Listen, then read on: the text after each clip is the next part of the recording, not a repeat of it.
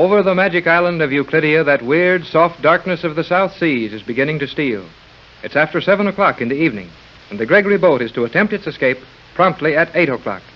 Jerry and Joan have gone down into the lower levels of the island to aid the escape by putting some of the Euclidean machinery out of order. In the radio cabin of the Gregory yacht, lashed to the boat which was to have rescued them all, Captain Bradford and Mrs. Gregory are making last-minute preparations for the dash to freedom. They are waiting for word from Jerry and Joan, in the hope that it may be possible to get a radio message off to Johnson. I know all that, Tex, but why don't we hear from them? Now, take it easy, Pat. Those kids left here at 6:30. It's only about 7:20 now. They've been gone less than an hour. Joan said it would take them over an hour to cover all the places they had to go on the island, even if they had good luck. That's it. If they had good luck. Don't you realize all the terrible things that might have happened to them in the last 45 minutes? Of course I realize what might have happened, dear, but... They're down there inside that awful island somewhere, trying to upset the workings of a mechanically perfect fortress. Just two children against the most powerful scientific combination the world has ever known. Why, G-47 alone is dangerous enough without... G-47 is sound asleep in his chemical laboratory, Pat.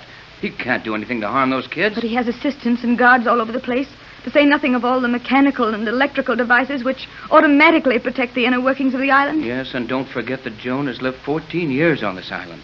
She has had the freedom of it as a child. She probably knows every nook and cranny of it, as well as the Euclideans themselves.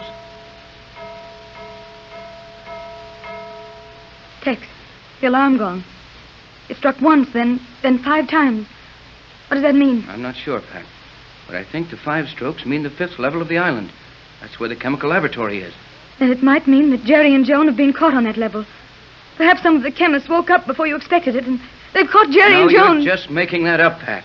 We didn't expect them back until just before 8. Joan said it might be necessary for them to remain hidden on the island, and only rushed to join us here on the boat at the last minute. So we'll have to go ahead and make sure our arrangements are complete to shove off at 8. And just hope the kids make it as we're ready to leave. Sorry, Tex. I let myself go, I guess. Come in. Oh, Mac. Come in and close the door. I've just come to tell you that all's been done that can be done about getting the other boat ready. That's fine, Mac. Thanks a lot. Everything out of the hold? All the supplies? Aye. They're all transferred to the diesel cruiser. And it was no small job getting them through that hole down on the waterline. How about that hole, Tex? When will we cover it? We'll have to sail with it open. We'll leave this boat through the holes and cast off immediately. That hole is very close to the waterline, Captain. We'll ship a lot of water going out through that swell. Can't be helped. We'd be caught sure if we tried to cover it here between the piers. I've got a good temporary hatch we can slam in there. By hanging some mats over the hatch, we can be fairly safe. Remember that we can't use the pumps, Tex. We'll need all the fuel to run the motors. Yes, and then some. How far have we got a chance to get on that fuel, Mac? If we slip out of here under sail and keep the sail up after we start the motor, we ought to make 75 miles. There'll be a brisk wind to help us a bit later, I think. But if we're moving slowly enough for the sail to help us any, we can't make over 15 or 20 knots. Well, we'll see what the situation is when we sail. Jerry and Joan may give us enough leeway so that we can take our time. Then again, supposing we are caught, we'll have to drag them aboard openly and run for it. Well, in that case, we'll open the motors wide and let her roar as far as the oil lasts. And hope we can get a message to Johnson before he gets too far north to run back to our aid. Hey, well, what does that thing mean? We're not sure, but it's probably something about the chemical laboratory on the 5th level of the island, where the captain's formula put all those scientists to sleep. Oh, now did you know it would do that, Captain? Yes, and it should keep them asleep long enough to give us a chance to be many miles from this island when they wake up. But it will also make them very angry when they do wake up. That can't be helped, Mac. They haven't any love for us as it is. They've only allowed us the freedom we've had in the hopes they'd get another formula of Texas. And if we don't escape, they'll finally find a way to get it. Well, I'll shove off to the other boat. Let me know as soon as you have news of the young people on the island, if you please. We'll keep you posted, Johnson.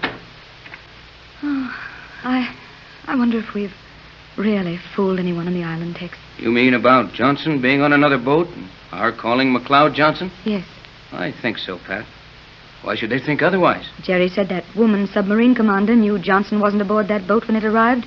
And if she knew it, why not others on the island? You know, I think Jerry was right about her. She's fed up with this island and these cold-blooded, inhuman machines who call themselves Euclideans. She wants to see our world and learn something of the natural, happy way we live. That's all true enough. And I think we can trust her. The fact that she deliberately walked into that laboratory and let the gas put her to sleep so it'd help Jerry and Joan get away safely, all that proves her sincerity.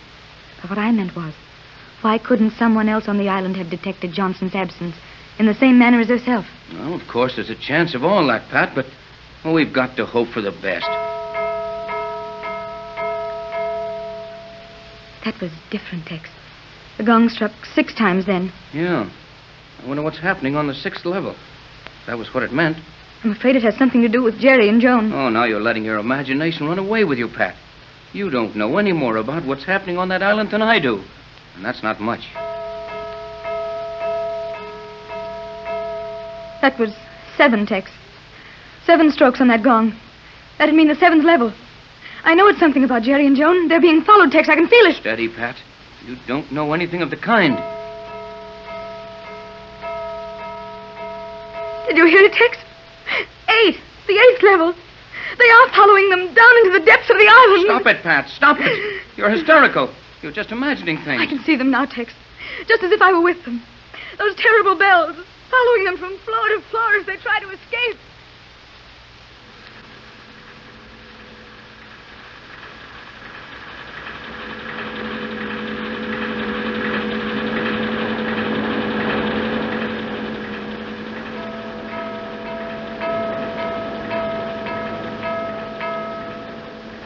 That was 9, Jerry. The alarm has come to the 9th floor, just one above us. We must do this quickly. Right, Joan. You throw these switches, I'll open the valves. Then we run out fast. Come on, kid.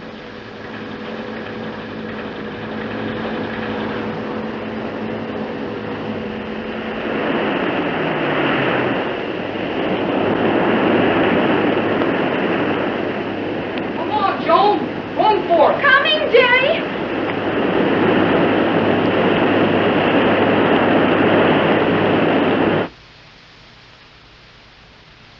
Gee, that room's filling up with water awfully fast. Were those men drowned in there? No, Jerry.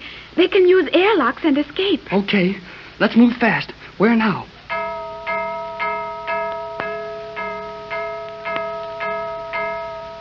That was 10, Jerry, for this floor. In a moment, the floor will be full of guards looking for us. How can we get out of here? Come, Jerry. We must run. I will tell you as we go. We must go back to the noisy elevator shaft. But somebody might be coming down that way. They will be coming down always. But I have one desperate hope. Yeah? What's that? Remember, I told you that there were doors in both sides of that elevator shaft. Yeah? Right. Oh, Jerry. We are here. I am breathing heavily. Well, never mind. Breathing. What do we do? First, we must open the door into the shaft, cross the shaft, and go out the other side. I know how to get from there to the top of the island. Come on, then. Here goes. Now, we just run straight across the bottom of this shaft and out the other side, huh? Yes, Jerry. Hey, the elevator's coming down on us. We can't make it. We've got to make it. Run across, Jerry.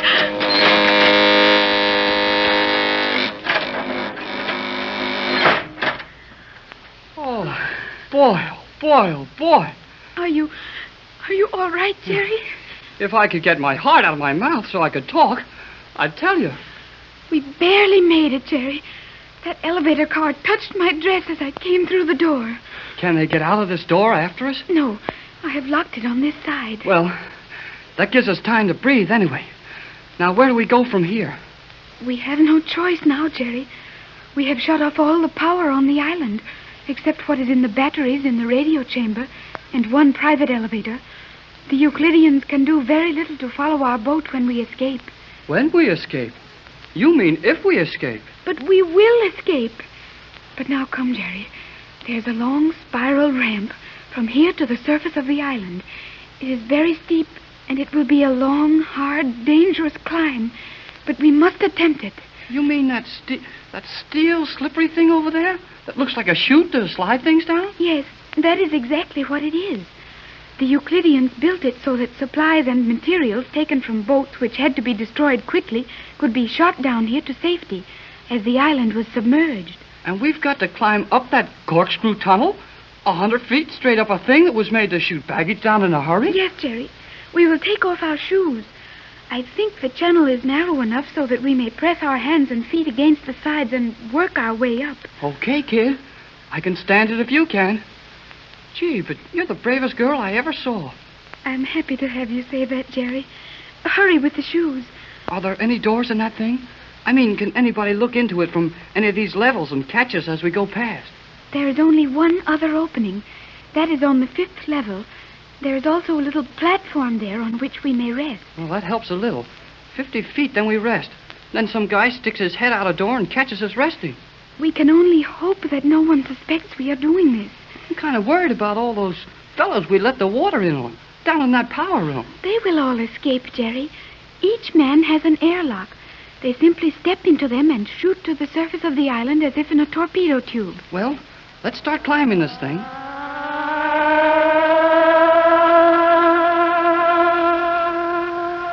Joan, listen. Isn't that the signal to submerge? Yes, Jerry. The island will be submerged. Then what happens to us? And your mother and Captain Bradford out there in that boat? I do not know, Jerry. All we can do is hope and climb.